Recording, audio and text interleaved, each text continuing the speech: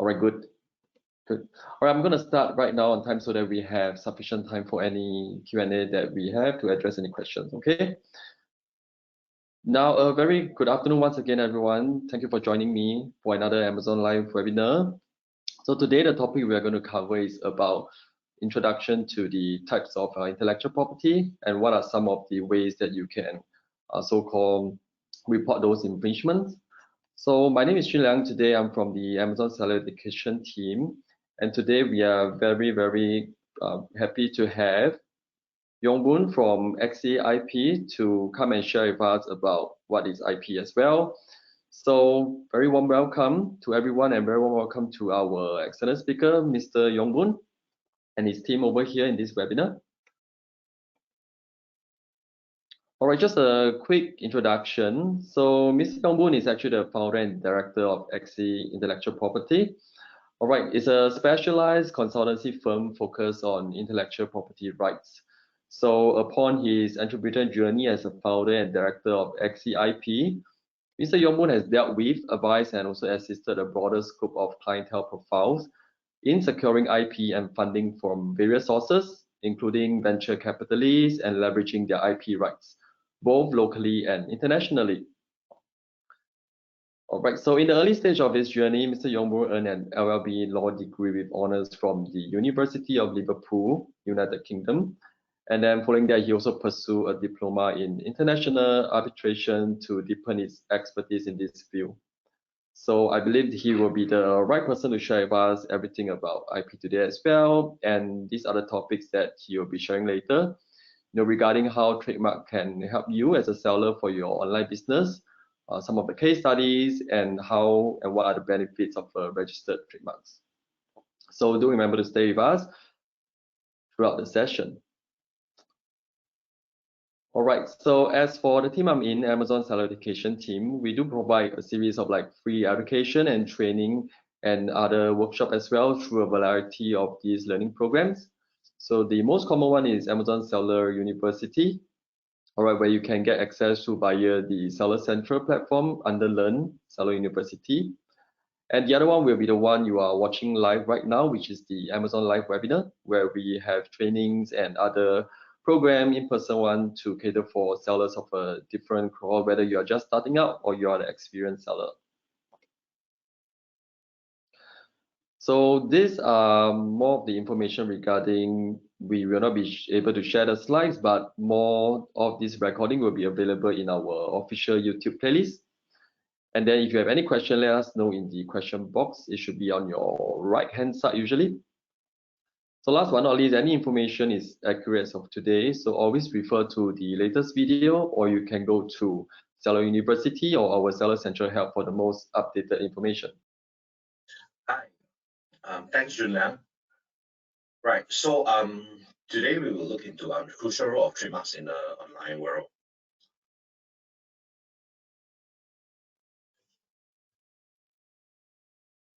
So the things that we'll be covering today will be what is trademark, type of trademarks, how trademark helps in your online business, not registering trademark for online business. We will do some case study as well, and then we will talk about point 7 and point 8 as well. Okay, as Xun Liang mentioned earlier as well, I think he did talk about a little bit about trademark. So in short, trademark is a sign capable of distinguishing the goods and services of your business.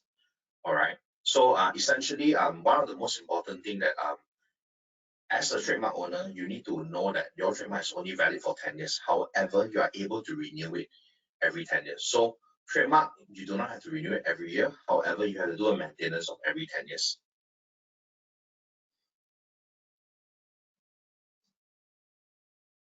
So type of trademarks. So let's go through one by one.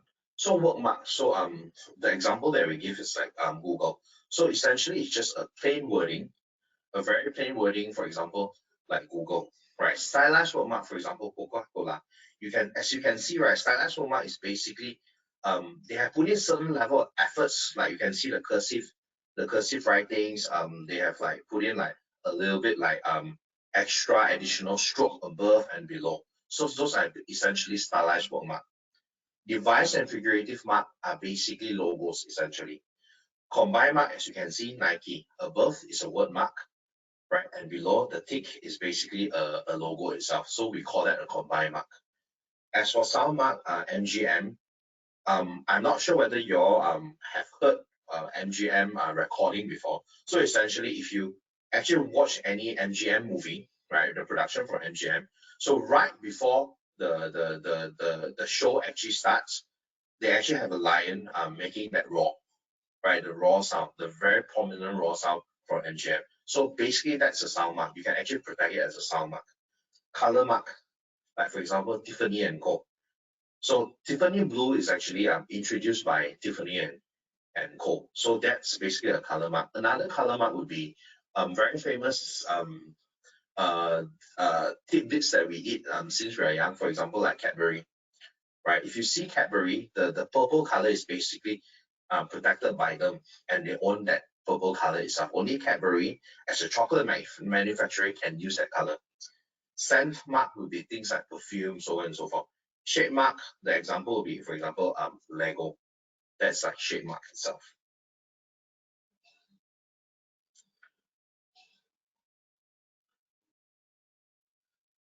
Okay, how can trademark help in your online business? Right, if you have a trademark, you can prevent the sale of counterfeit products bearing your brand, potentially damaging your reputation. As you can see, earlier Julian also mentioned, you need to have a brand in order for you to even report actual infringement.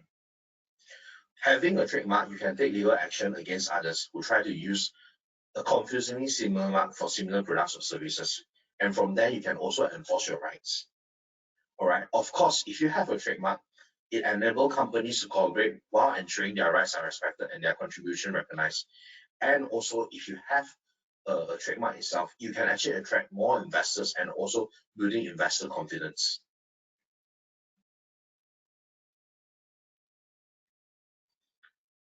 Not registering trademark for online business. It's very difficult for you to protect your digital asset if you don't file for a trademark. Protecting digital assets such as domain names, your social media handles, online content, it has become more challenging without a trademark registration. Competitors or even any entities who are not honest can actually exploit it easily. Without having a registered trademark, you are very limited by your expansion opportunity.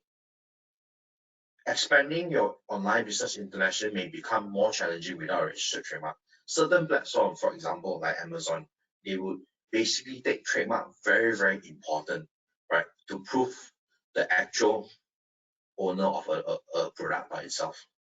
Counterfeiting and cyber squatting will be easily happen. Counterfeiters can sell fake products under your brand, and cyber squatters may register domain names or even trademarks similar to yours and divert their traffic or even manage to sell the similar product bearing your brand itself, and essentially will basically spoil your reputation.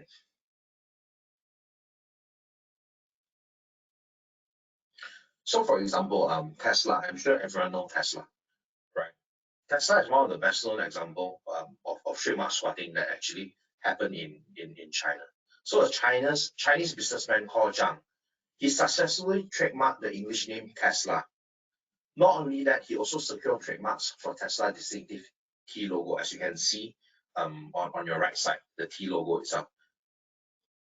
So the infringer previously registered the trademarks of several other famous foreign brands as well, demanded that the electric car maker to cease its showroom operation in China. So essentially, right, Chang, the infringer himself, he actually wrote a cease and desist letter to Tesla and demanded them to basically shut down their operation in China and pay him obviously some damages. Fortunately for Tesla, this turned out to be one of the rare cases where the original trademark owner won. China Trademark Review and the Adjudication Board ruled in favor of the American company, and Chang appealed the decision. However, the party has settled for an undisclosed sum out of court. Right. So this case study basically show if you do not file for a trademark, you will basically invite a lot of like cyber squatters, or even we call them IP squatters, to potentially file for your trademark and give you an issue eventually when you decide to enter into a certain jurisdiction.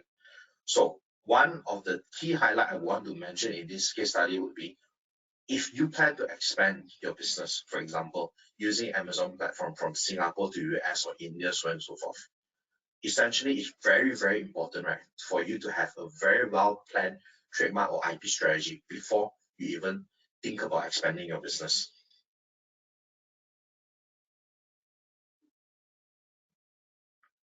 So for example, Burger King and Hungry Jack, if you actually been to Australia, you would actually realize, right, you will never ever see Burger King in Australia. The only thing that you see is Hungry Jack. So some people, they do not know Hungry Jack is actually Burger King. So if you actually walk into Hungry Jack, and then when you look at the menu, it's exactly the same as Burger King. For example, Burger King is famous for their Whopper burger, right? So if you walk into Hungry Jack, you will actually see that as well. So if you go into Hungry Jack in Australia, you will see an identical 100% menu that they have with Burger King. So what happened was, many, many years ago, Burger King planned to enter into Australian market, right? However, being such a big brand, Burger King, they did not have an IP strategy. They did not strategize their IP accordingly before they decide to expand their brand as well. So when they wanted to enter into Australian market, they actually realized that a third party has actually owned the trademark of Burger King. So what happened was, Burger King, obviously being such a big brand, they wanted to basically start a legal proceeding against the trademark squatter. However, because of the cost concern, and also because of certain time frame they have basically entered into their master franchisor in Australia itself, they do not have the luxury of time to basically go through this legal proceeding.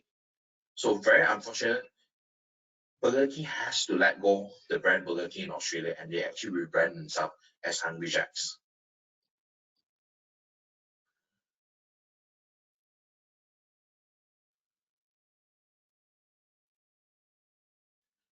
So one of the very important thing that we need to know as a trademark owner or even an IP owner is, any IP basically you have a worldwide protection. So basically you don't. Like for example, just now Julian gave a very, very good example earlier. For example, there was a seller which owned a trademark in US. However, the infringing actually happens in Singapore. So the seller basically filed the infringed report with Amazon. Unfortunately, Amazon unable to take action because the brand, they actually own the brand in US. They don't own the brand in Singapore. So this is a very simple and straightforward example whereby trademark is very, very jurisdictional basis. So if you file your trademark in Singapore by itself, your trademark protection is actually in Singapore only. So being a seller with Amazon is very important for you all to know that being a seller in Amazon, that you have the potential in going into different jurisdictions very easily because of the level of support that Amazon actually gives you, right? So a lot of time, sellers that we work with from Amazon, they file for a trademark in Singapore. However, when they expand into US, they always have a problem when it comes to infringement. Why? Because having a Singapore trademark essentially allow them to have a brand registry, right, with Amazon. However, but when it comes to infringing action, if you do not own the trademark in US, basically you have no rights to enforce your rights. So that is something that is very, very important for sellers or even any brand owners or IP owners to have a IP strategy before they even expand their what you call their products to anywhere else outside of their home country, or for example Singapore.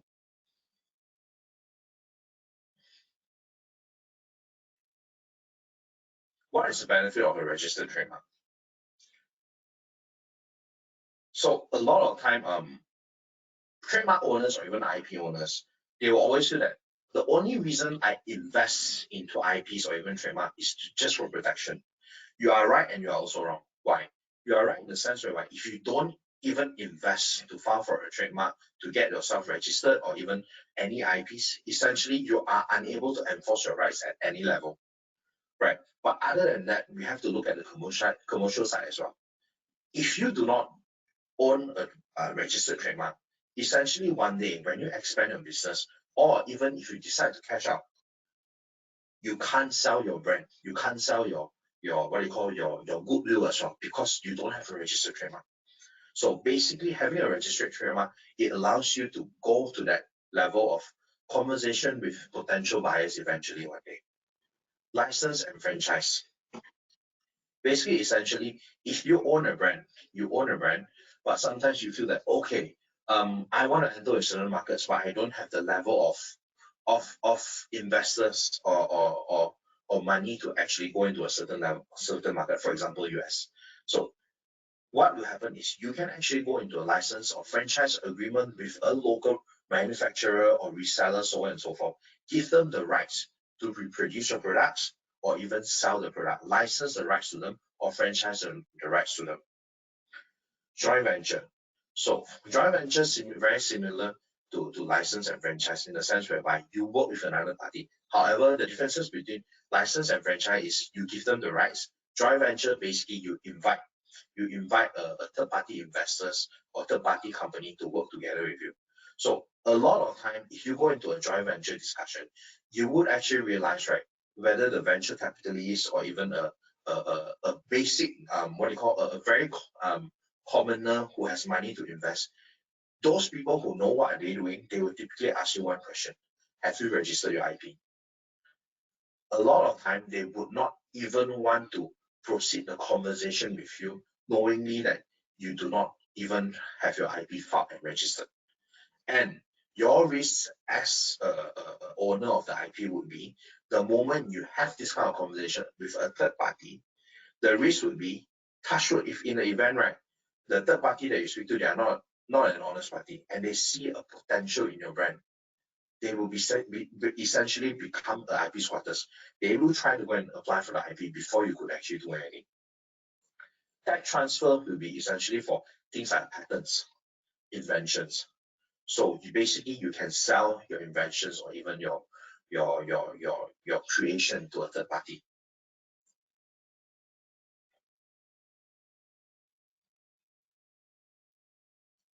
Right. That's all for me. I'll pass back to Junliang. Hey, thank you, Yongboon. Thanks for sharing. I learned a lot as well today from the session. All right, let us go to the Q&A now.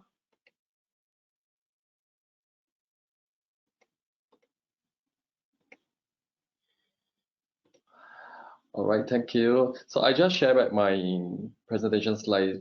You cannot see, let me know, all right? All right, so thank you once again, Yongboon, for sharing. So today, or right now, we're going to the Q&A section. Right, there are some questions that we get from all of you here that we received during the registration process, right? So let me just go through, one by one. And at the same time, if you have more questions, let us know in the question box on the right-hand side, okay? All right. Now I'm going to go through the first one, right? So the first question I received is, my trademark is registered in Singapore. Can I use it to register in Amazon brand registry? So the answer is yes. Like what Yongboon also mentioned earlier on. So if you have a trademark registered in Singapore, you can use it to, I would say, enroll in Amazon brand registry. You can unlock all the brand building feature. All right. So then again, if you are going to sell your product in Amazon.com, right, the US, right, if there was any infringement, you will not be able to enforce it because you do not have a trademark registered in the US. So I hope that addressed the question. It works the other way as well. If you have a trademark registered in US, but then again, you do not have any trademark registered in Singapore, and then somebody in Amazon.sg actually sell, or rather, sell the same brand as you, you cannot file an infringement report on them. So yeah, anything that Yongboon would like to add on, if any? Not for this. All right. Cool. Okay, I'm gonna go to the next one. So, as an official distributor of a brand, can I register on brand registry, or is that limited to the principal brand owner? So this question, right, I would say if you are the official distributor of the brand and that brand itself have not yet registered, you will be able to do so, provided you get the like official authorization from the brand itself. All right. So then again, or rather, if you know that the brand owner can actually register the brand as well on the Amazon brand registry and grant you the access to sell the brand, that is also possible. Or that really depends on how the principal brand owner decides to deal with you in terms of authorizing you as the distributor. Yep. So I hope that helps. Okay, the next one. If I want to sell on Amazon, what do I need to do first? Open a store or register a trademark? All right, so this is also quite common question that we get usually. So if I may share, I think you can try to do both concurrently if you're planning to sell on at least on Amazon on a longer term basis, because registering the trademark, I think it would take pretty long for it to be fully registered.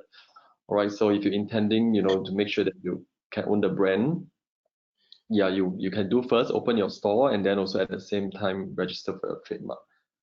Yep, I heard something. Is there anything Yongbu would like to add on?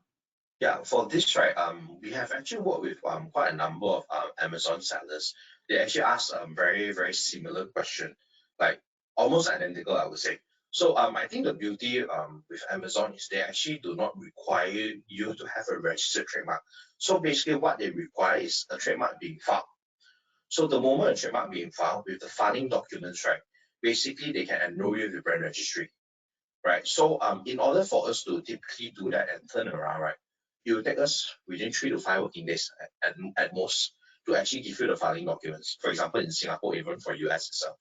So if you ask me, I would say that you can do both together, of course, right? Because opening a store probably take you very fast. I think Amazon usually they will uh, appoint a what you call account manager to work with you very, very closely, setting it up. And then for us as well, once we get the information within 3 to 5 working days, within a week at most, right, we can actually turn around and actually give you a filing documents.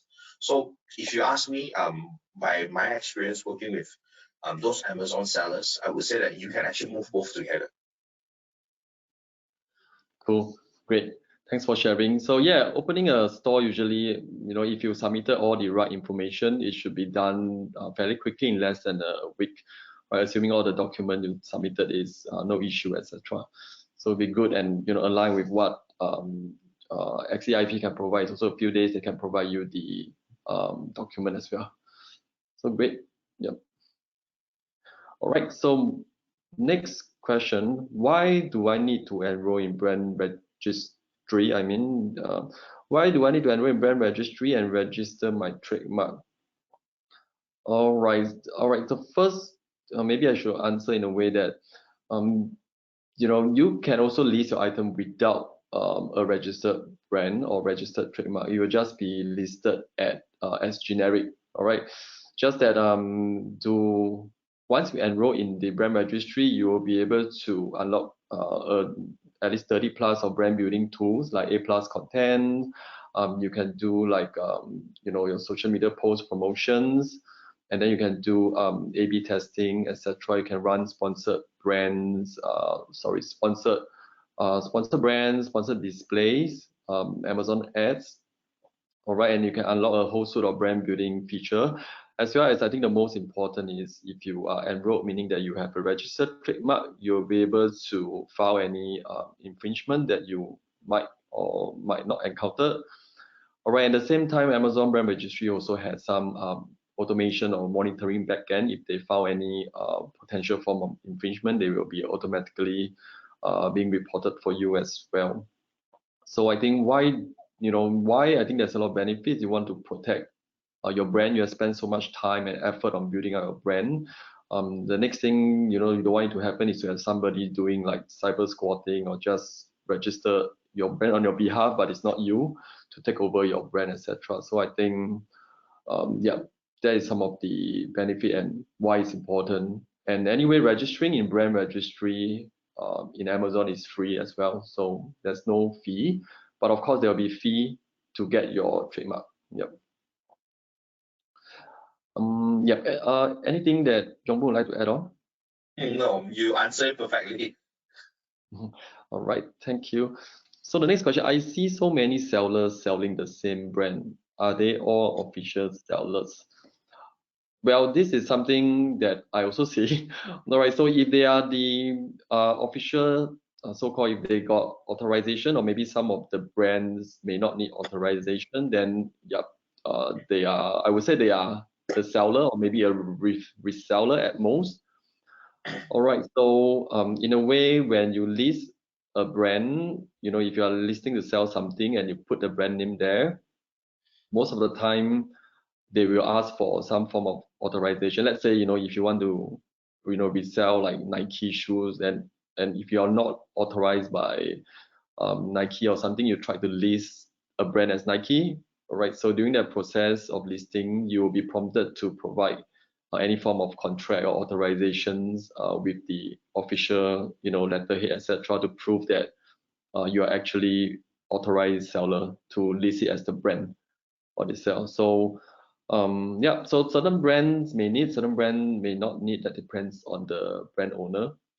All right, so I would say most of the time, very big brands you see will not have a lot of different sellers. Yeah. Okay, the next question. How much does it cost to have my own brand? How long does it takes? Well, I think this one really varies depending on how many trademark you're registering, etc. So maybe this one I can get Yongmun to help out a bit on this question. Sure. Okay. When it comes to the cost of owning a brand, how long does it take? It really depends on a jurisdictional basis. For example, basically I just give you some big figure now, right? So for example, if you want to file for a trademark in Singapore, right, probably it will cost you about 400 to 500 Sing dollar, right? For Singapore itself, right, it's much more straightforward compared to other jurisdiction. Why? Is because in Singapore, the registry, once a trademark is being filed, they will not really do a lot of examination.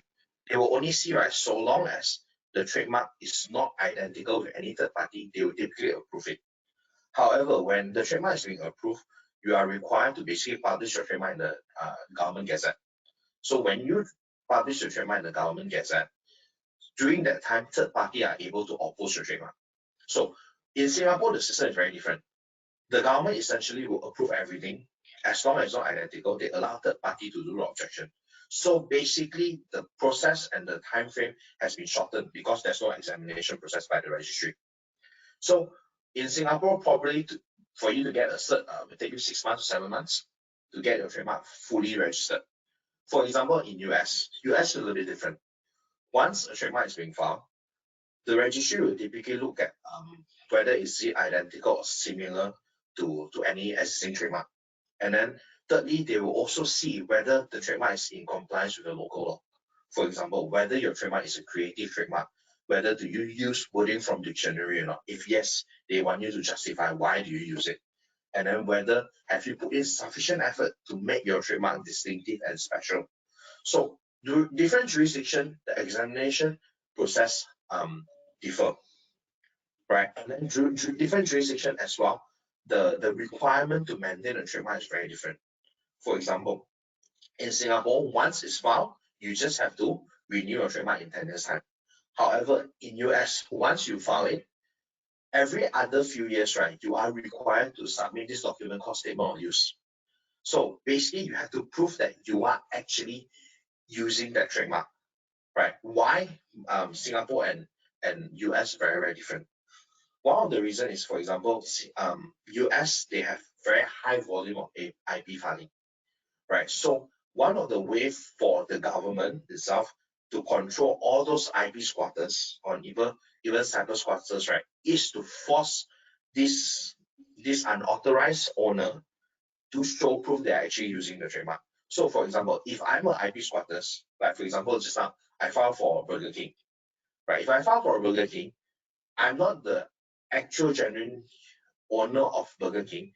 no matter what, right, I'm not going to invest an additional single cent to actually use the brand itself.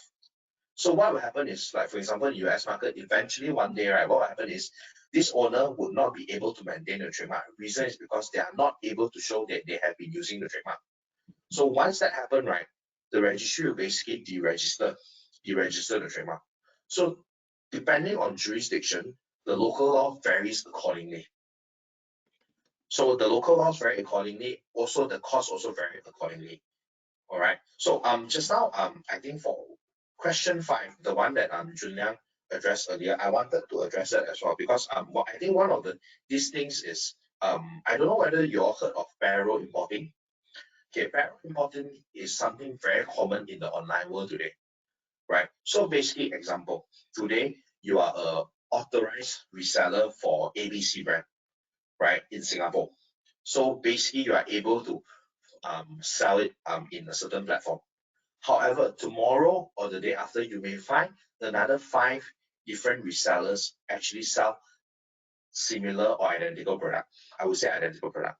So, however, when you do a test buy or whatnot, you actually realize it's a genuine product.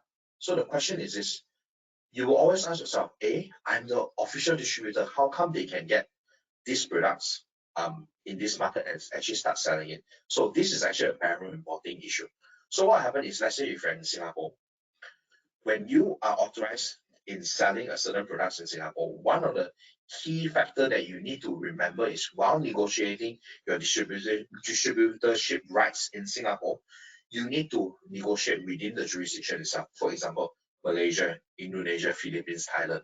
Why do I say that? It's because if you don't control that particular jurisdiction, what will happen is me as a let's say a businessman, if I realize that this product sell very well in Singapore, right?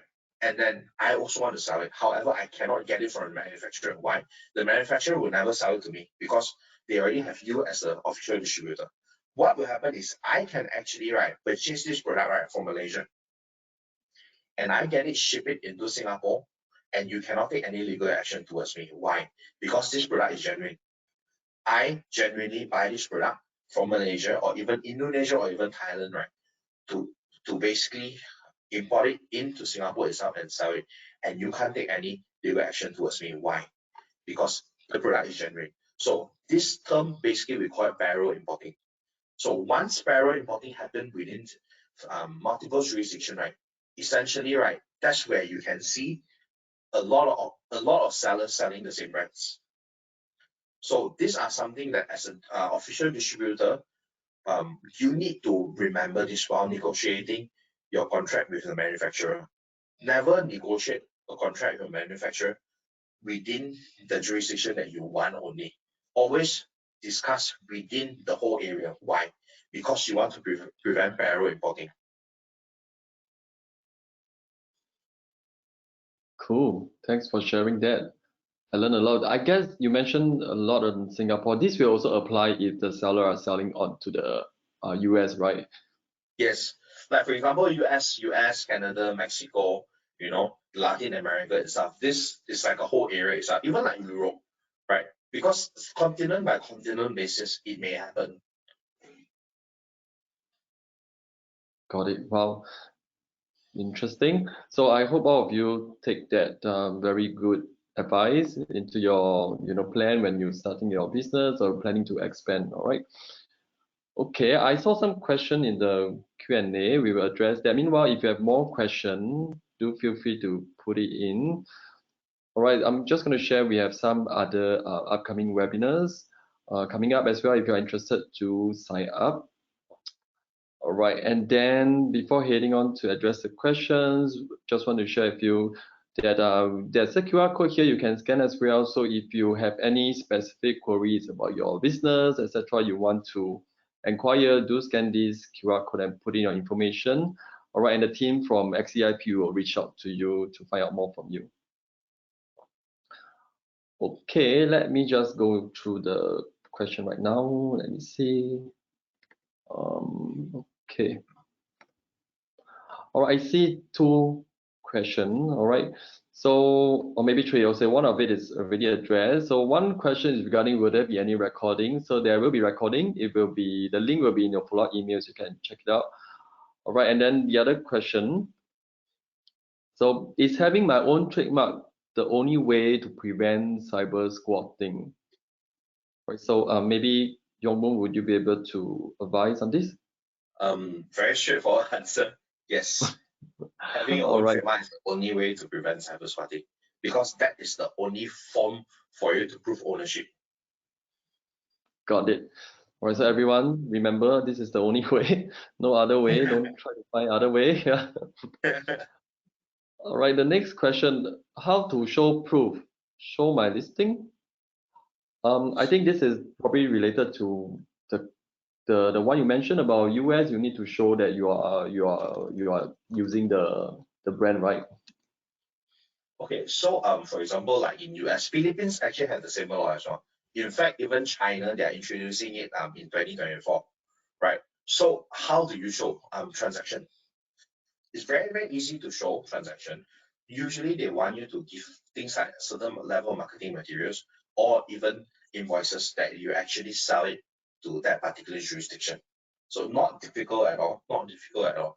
But you just need to show proof there's actual transaction in that particular jurisdiction. The easiest way for us to usually prove that is by using invoice. For example, you actually sell a certain product to a actual US buyer. Got it. So in like Amazon perspective, the seller, they can go and generate their sales report to show that the item is being sold. Is that something okay as well? Yes, correct. That's okay. Okay, great. Thanks for the response. Thanks for the question. All right, any other question from anyone, please let us know. We'll still be here for a few minutes. Oh, okay. Let me see. Okay, I'm going to read out the question. Right. Let me see, it's a little bit long. All right, I'm going to read it out.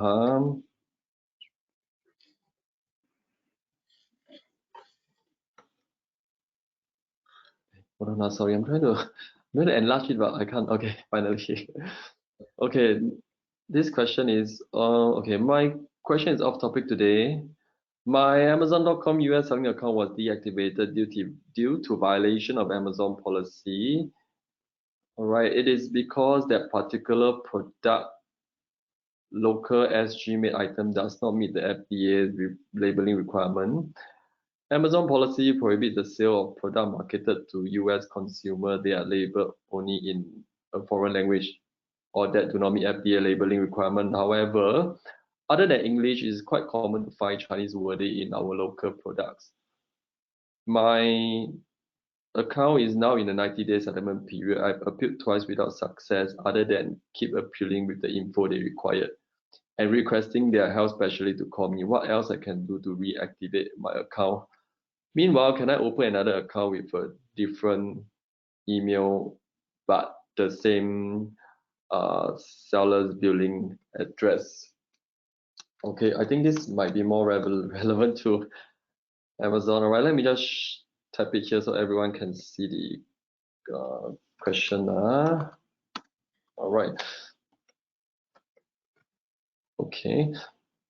Okay, now I think everyone can see the question already. So I think my first suggestions will be, so if you have managed to talk to the account health specialist, you might want to get them to ask you, or rather get them to advise you what exactly they need, because you are likely not the only one that have this issue. I'm pretty sure a lot would have been able to resolve this issue already. So you might want to try to reach out to them. You can request the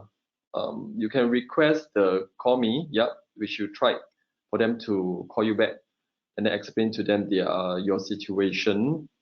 Or if you have an account manager, you can reach out to account manager to see how they can support you.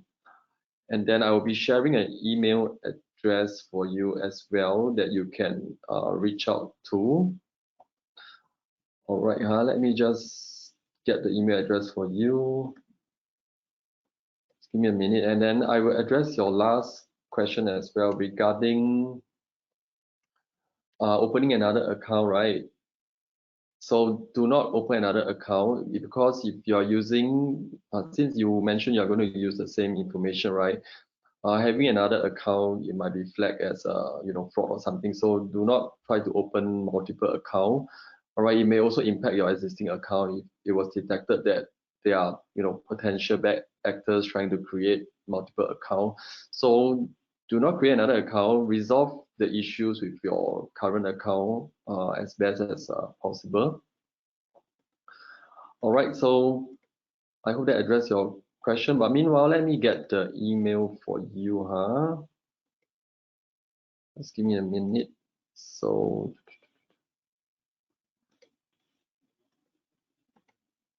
right. So what I'm going to share is actually an email from our account management team. So I'm not sure if you have any account managers. So you can send your details there.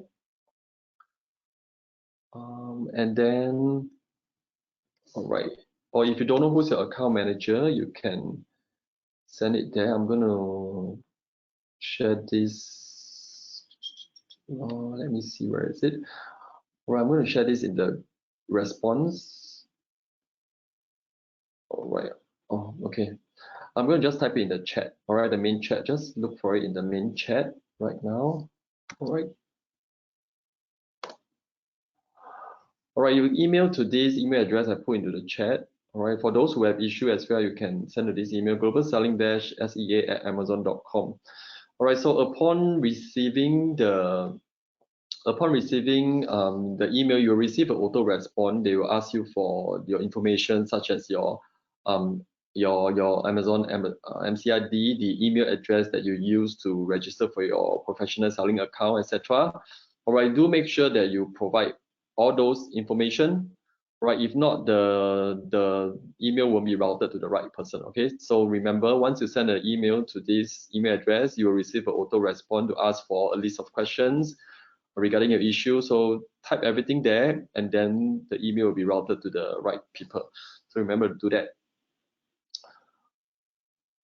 All right, I think that's all for today. So remember, there's the QR code here. So if you have more questions, regarding how XCIP can help you get your trademark, or even expand your business and protect your online business, do scan this QR code, provide information so the team can reach out to you promptly for any other questions that you might have. All right, so I think that's all for the day. A very, very thank you to Yongboon and his team for joining us in today's webinar. And thank you to all the attendees who are here today. So one final thing, maybe for Yongboon, any other final advice or things you want to share with the seller before we end the session?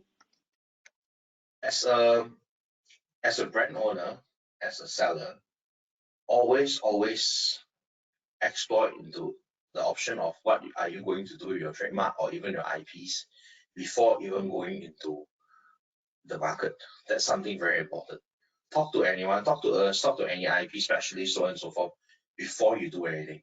Because the moment you enter into the market, when infringement happen, when there's a bad actor, when there's people with bad faith were to come into play, sometimes it will be too late for you to actually even do anything about it. So I always tell my client, it's always better to be early rather than late for one day. Cool. Thanks for the advice. Take note, everybody. Better to be early, all right, than to regret later down the road. All right, thank you everyone. Thank you, Yongboon and team, and thanks to everyone. We will see you in the next one. Thank you. Have a good day. Remember to reach out to the team. Bye.